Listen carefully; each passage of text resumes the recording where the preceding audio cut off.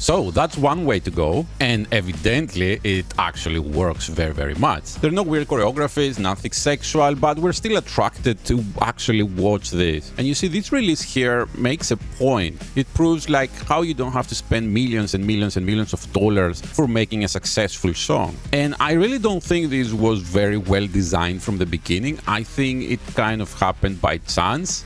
Hello guys, this is Juneri. I'm an artist developer and producer, and today I'm going to watch Rosé and Bruno Mars Apartment. Kissy face, sent to your phone. Don't you want me like I want you, baby? Don't you meet me at the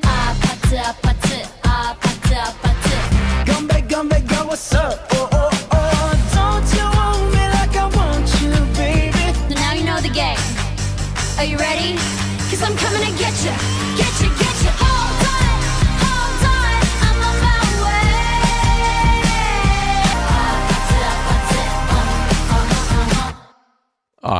way. Okay.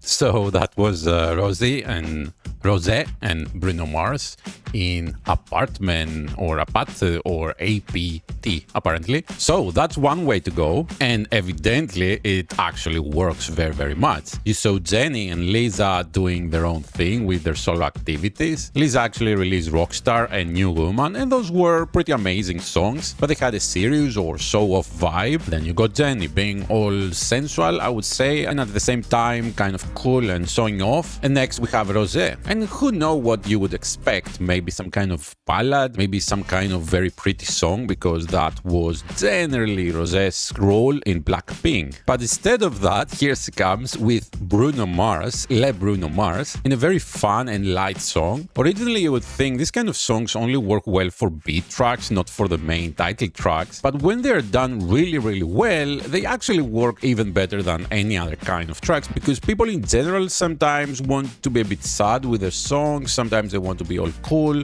sometimes they want to think about the romance, but the one thing they always want is to have fun. And that's why I believe these songs works very well. Of course, at this point I'm a bit late and my opinion doesn't matter anymore, because this song has already become very viral. Everybody seems to like it. It has this light and fun vibe that people can get into really easily. Also, both Rosé and Bruno Mars are this kind of artists that pretty much everybody likes. So this song already has expanded in virality. You can see it all over social media. People are using it for their videos. People are talking about it. It's #1 in several charts. So it's definitely already a big success. And although I tried very hard to not listen to it at all before actually reviewing it, it was impossible, because anything I've seen these days actually has this song into it. But this is honestly the first time I'm actually watching the full music video and I'm listening to the full song. So to begin with the instrumental, it has this really nice vibe. I really like the bass instruments in there. They're very driving, they help the song move. And of course we have the drums and the rhythm that keeps the song moving forward. It's not actually a complicated instrumental in terms of having a lot of instruments on top. At the end it does get a bit messy in a good way, because we have all these overlapping bass sounds, but I think it works perfectly. Then the vocals are not something extreme, but this is a fun song. Rosé and Bruno Mars here are not to show off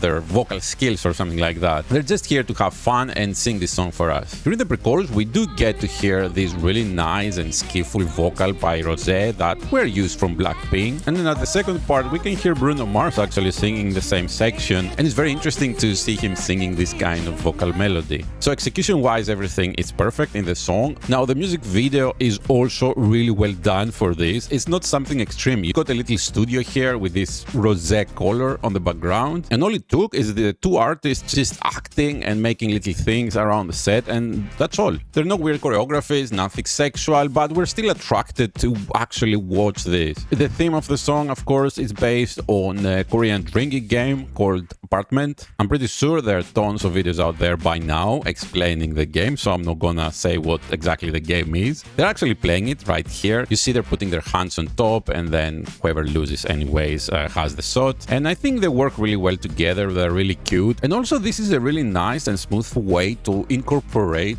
marketing about Korea into a global product like this. You see here Bruno Mars waving these Korean flags, but in general the body language and the whole feel of the song is very cute and sweet, and we feel like, okay, Korea is really nice and it can be really fun and everybody should know about Korea or something like this, which is the general Korean marketing thing, right? It's not like they're doing it on purpose though. Rosé is Korean, so she's just doing her thing. And you see, this release here makes a point. It proves like how you don't have to spend millions and millions and millions of dollars for making a successful song. And I really don't think this was very well designed from the beginning. I think it kind of happened by chance. Most of the songs these days in K-pop, they're so well designed or chosen from libraries of thousands of songs. So we have songwriters all over the world just writing music and the companies choosing what they like. It's actually quite rare for artists to actually sit down and write their own songs, but it does happen more often with solo artists like here. And you can hear in this song that this kind of theme, they didn't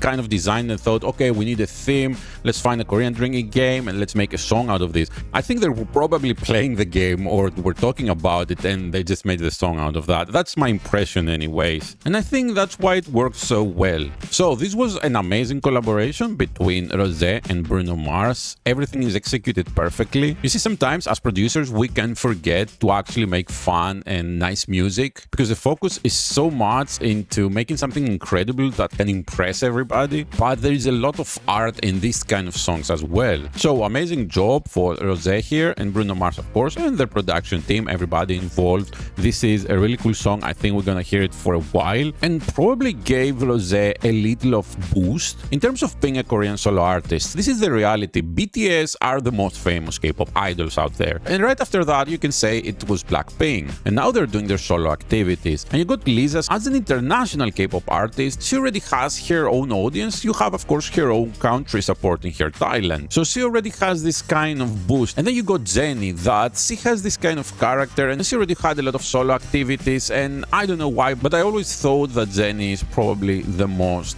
well-advertised Blackpink member. Of course, everybody that knew Blackpink knew Rosé as well, but now I think with this release and this song, she's getting her own boost. So she can lift it up at a level that people can know her next time she releases something. And I'm not talking about people that are into K-pop this much. I'm talking about the global pop people, which is what she's actually making here. And it's really nice to see incorporating Korean elements in a nice, smooth way, because we have seen really horrible ways, in my opinion, to do that. So the only thing I'm hoping here is that Rosé is gonna come back with something different next time and not a copy of this. I mean, if she wants to become this kind of style, that's fine, and keep releasing this kind of fun songs. Maybe that's what Rosé has always been, and it was just kind of forced to have the different role in Blackpink. But honestly, I think her next comeback is gonna be something quite more artistic, but we will all have to wait to see what she's gonna make next.